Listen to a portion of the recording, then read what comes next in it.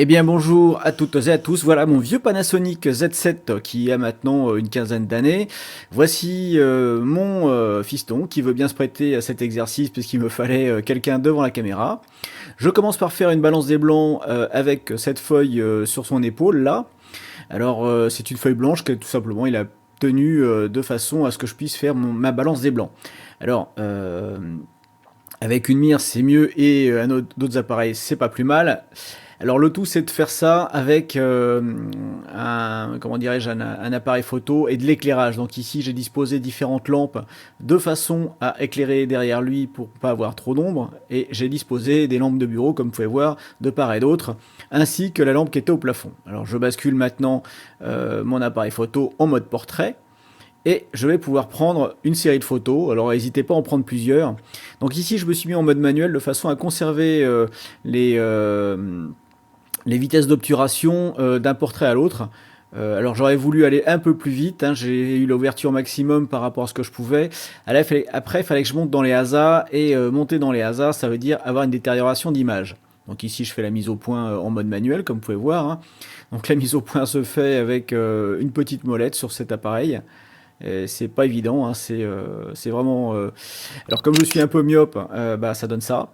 Voilà, première photo que j'ai prise. Enfin bon, j'en ai pris une série, là je vous retiens que les bonnes. Et puis ensuite, il va falloir tourner ce fauteuil et bien faire attention à ce que le fauteuil reste toujours à la même distance. Donc faites une petite vérification de la mise au point entre deux. Et vous prenez la deuxième photo, et là maintenant, on est prêt pour aller sous GIMP. Voilà, donc j'ai la première photo ici qui a été mise en photo principale. Je vais ouvrir la seconde maintenant en tant que calque. Pour cela, je vais dans le menu Fichier, Ouvrir en tant que calque. Et je vais donc prendre l'image numéro 2.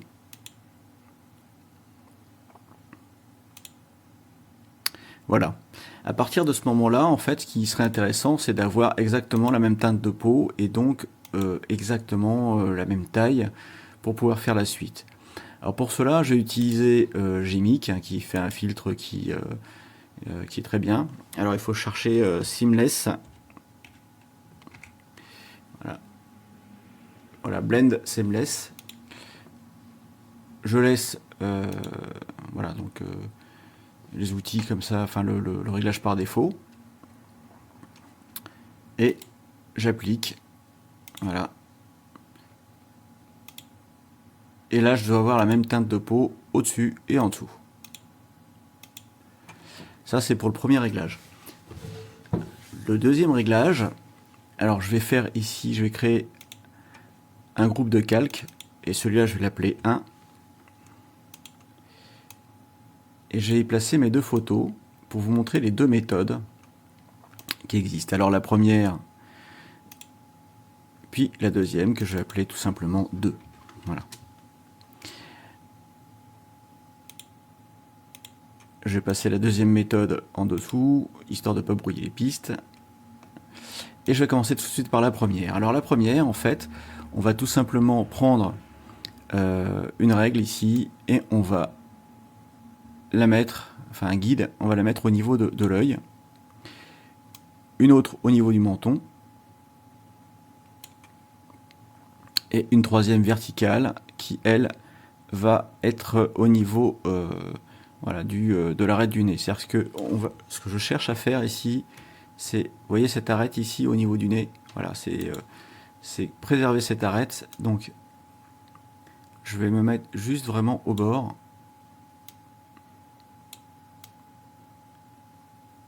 Voilà, donc ici j'ai mes marquages. Maintenant il suffit que je mette ici un masque de calque. Je vais mettre blanc opacité complète, j'ajoute. Et je vais tout simplement utiliser les deux couleurs d'arrière-plan et d'avant-plan. Donc ici blanc, on va afficher ce qui se passe sur ce calque, et noir, on va faire disparaître. Alors je vais prendre une brosse, et je vais tout simplement, donc ici, en sélection bien le masque de calque, peindre l'œil. Alors ici je suis en blanc, ça ne fonctionne pas, donc j'appuie sur la touche X pour inverser la couleur de premier plan et d'arrière-plan. Voilà, et puis maintenant, ici, en conservant correctement, alors je vais enlever l'affichage de la photo qui est en dessous. Et ici, je vais prendre un peu plus large. Et on va être bon. Donc maintenant, j'affiche la photo qui est en dessous.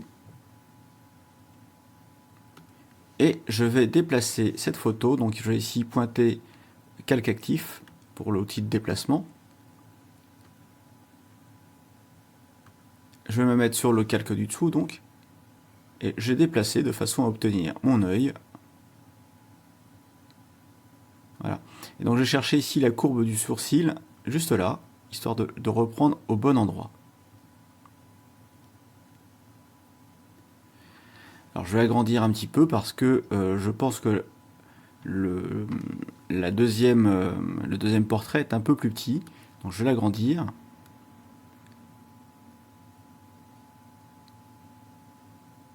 Alors si je regarde ici, je compare par rapport à la taille de l'oreille, j'aurais besoin d'agrandir encore un petit peu.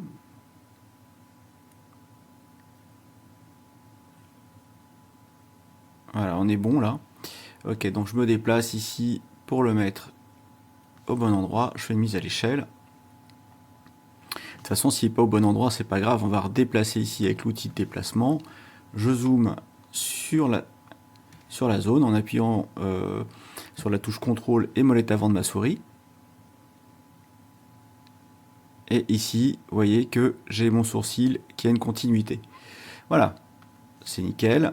Il ne me reste plus maintenant qu'à reprendre ma brosse à cet endroit-là, de mettre une opacité à peu près à 30%, de me remettre ici en blanc. Pardon. Alors qu'est-ce qui se passe? Toc, toc. Voilà, la couleur a changé. Je me remets sur le masque de calque. Et ici, je vais tamponner, histoire de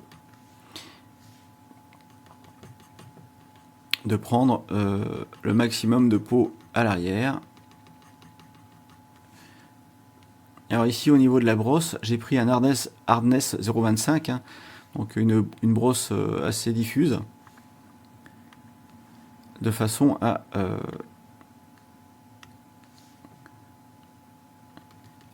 avoir, comment dirais-je, une zone de travail étendue au niveau du flou. Voilà, et donc ici,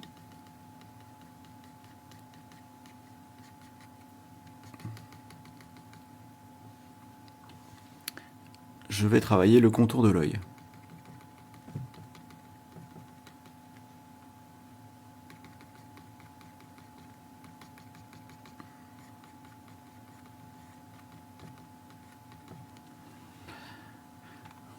Et voilà, donc ici on a notre première pose à l'égyptienne. Et voilà notre première image, ici, que l'on peut maintenant imprimer. Donc celle-là, je vais l'appeler... donc je vais enregistrer. Hein.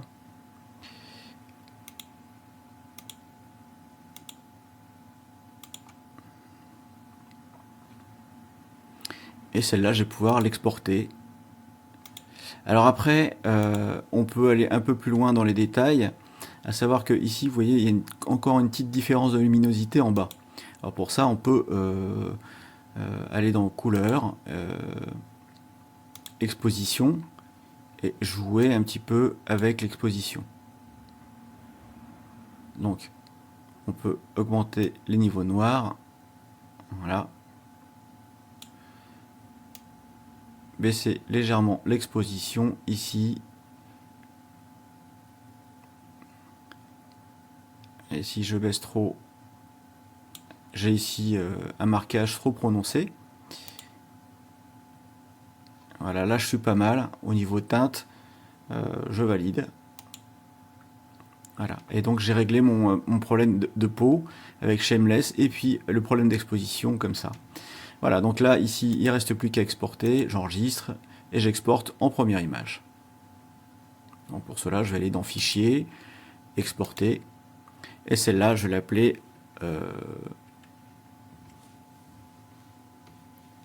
FP, donc face profil 1.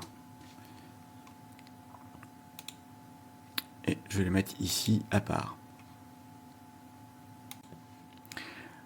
On va maintenant regarder une deuxième méthode, c'est-à-dire qu'ici on a pris le profil avec un œil de face.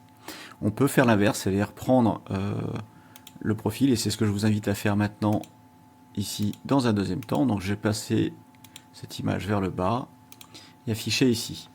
Donc là ce qu'on va faire, c'est que je remonte cette image.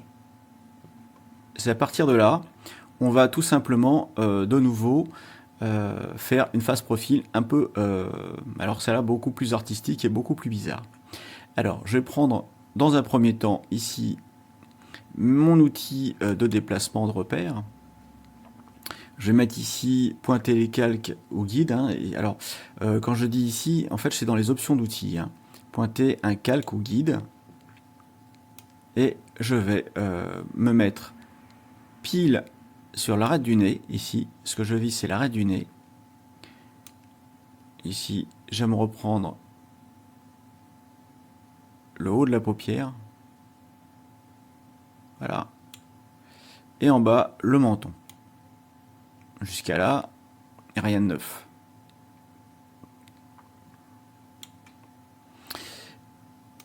Je vais maintenant prendre cette image et la déplacer de façon à faire coïncider mon arête de nez, le menton, avec mes guides.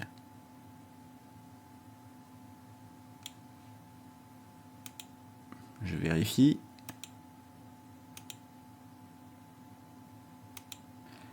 Ok, donc cette image ici, elle est légèrement trop, comment dirais-je, trop grande. Je vais, parce que je vois ici qu'il y a un débordement au niveau du menton. Donc je vais, alors ça ne me surprend pas parce qu'on a dû réduire tout à l'heure. Alors pourquoi est-ce qu'elle est plus grande alors que j'ai fait une pause sans toucher au réglage et Eh bien lorsqu'on se déplace, le personnage s'est plus ou moins rapproché.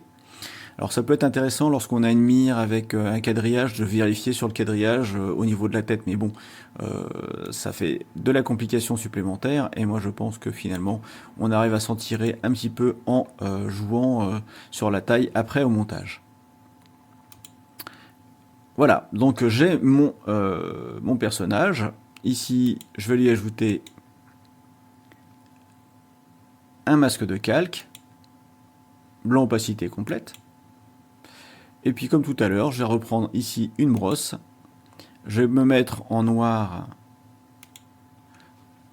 de façon à pouvoir peindre mon masque de calque ici. Je vais prendre une brosse de taille beaucoup plus grosse pour aller plus vite.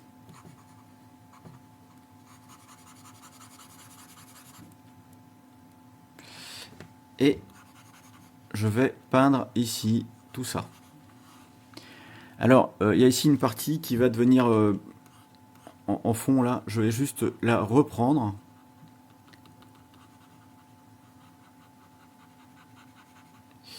Et là, on voit un décalage. Alors, je vais profiter de ce décalage ici pour retoucher de nouveau la position de la photo qui est derrière. Donc ici, il faudrait que je... Pardon, hop, CTRL Z. Il faut bien que je me mette ici sur la photo.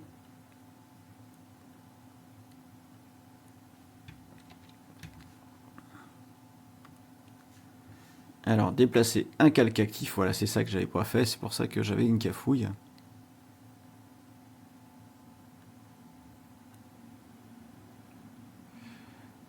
Et ma foi, ça réagit un peu trop vite à mon goût. Donc là, je vais l'aligner ici. Alors voilà, l'alignement a été fait. Je vérifie maintenant. Voilà, il s'est déplacé légèrement sur la gauche pour l'alignement. Alors ce que je vois, c'est que finalement la taille est encore est pas encore bonne. Donc je vais réduire la taille ici.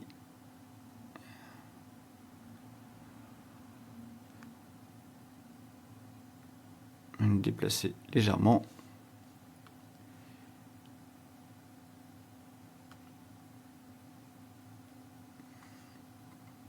Voilà, là je suis pas mal, le fond est bon.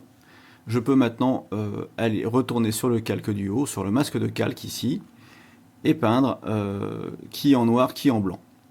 Alors en noir pour faire disparaître, et en blanc pour faire apparaître. Donc l'idée c'est de retrouver un petit peu le fond qui était là. Et ici, vous voyez, retrouver le fond sur la deuxième photo. J'aurais dû, pour pas m'embêter à faire ce genre de choses, et ce que je fais habituellement, je ne sais pas pourquoi je ne l'ai pas fait cette fois-ci, c'est prendre une photo de la porte, enfin du fond, sans le personnage devant. Bon, je reviendrai travailler le fond dans un deuxième temps. Alors ici, je vais chercher à peindre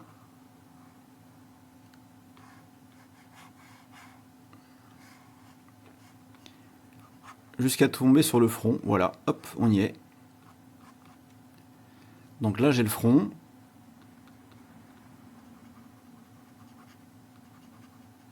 J'ai l'œil. Et on commence à voir un petit peu, je dirais, la transformation qui arrive.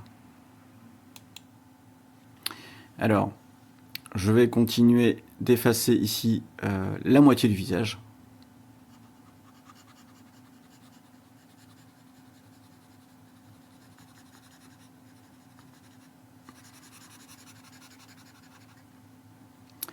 Et je vais déplacer de nouveau ici le visage de derrière. Donc je déplace le calque actif qui va être celui-ci derrière, de façon à les faire épouser lèvres, œil, nez de l'autre côté.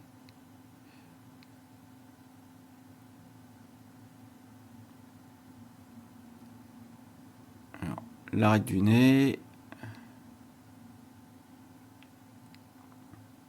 Alors là, voilà, ici les lèvres, il faut qu'elles arrivent vraiment. Alors je vais zoomer dessus. Voilà, ici, je peux encore les ramener un petit peu.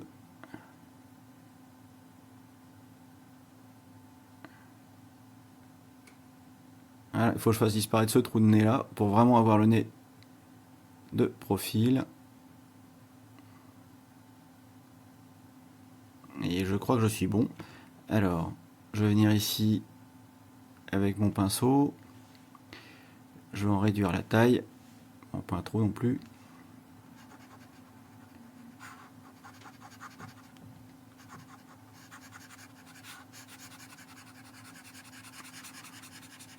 Et commencer à obtenir le menton de l'autre côté. Voilà. Ici, j'ai le menton, j'ai le nez. Et il faut que je cherche l'arête. Voilà.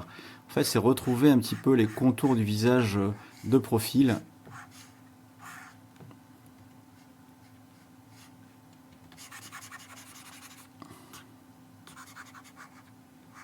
Voilà. J'ai cherché le crâne.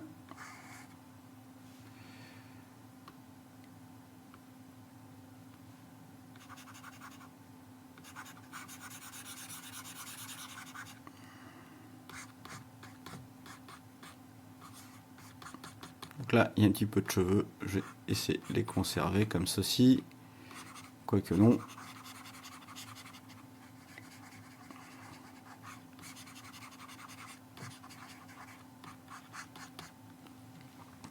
Voilà, au niveau de la coupe, je suis pas trop mal. Voilà.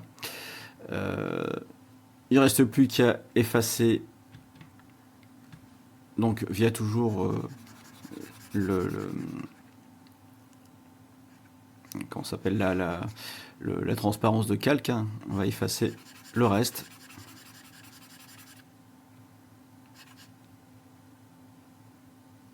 Et ici, on doit retrouver normalement le cou quelque part,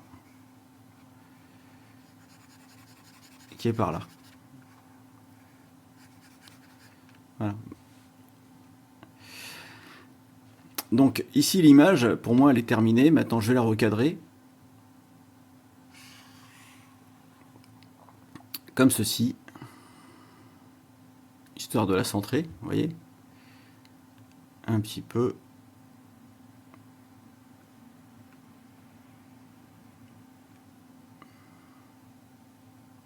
Voilà, ça m'a l'air pas mal. Donc ici, je vais mettre image à la dimension de la sélection. Alors peut-être que vous êtes déjà en train de voir. Voilà, revenez selon la sélection. Et je vais maintenant pouvoir peaufiner. Alors ici,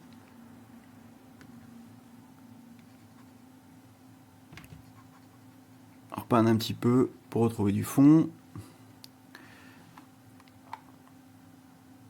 J'ai des problèmes de teinte ou pas, je vérifie. Alors ici, peut-être au niveau du nez. Alors, je vais changer ici ma brosse pour aller vers une brosse un peu plus dure. Voilà, je me prends un Hardness 75.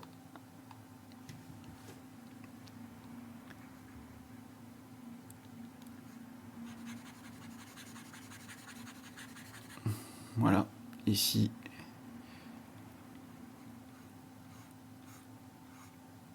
Voilà.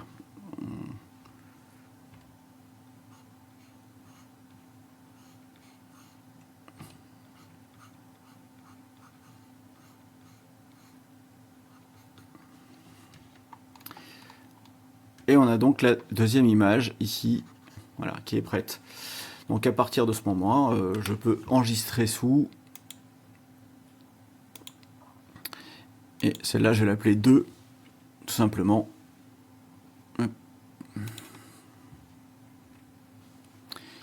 Si ça veut bien écrire au bon endroit. Hop.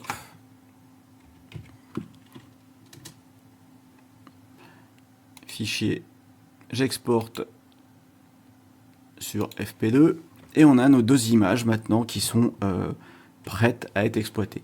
Alors après, vous pouvez faire en amont un travail de retouche du portrait, à savoir que voilà, appliquer tout ce qu'on a pu voir en tutoriel avant, c'est-à-dire faire de la retouche de peau, etc. Là, j'ai pas voulu rentrer dans le domaine, j'ai juste voulu faire cette image un peu décalée. Et vous l'aurez bien compris, ce qui importe là-dedans, c'est bien la prise de vue qui est la plus importante. Hein. Si vous loupez la prise de vue, vous n'en ferez rien avec ces images. Voilà. En espérant que ce tutoriel vous a plu, et je vous souhaite à toutes et à tous une bonne continuation. Bye bye.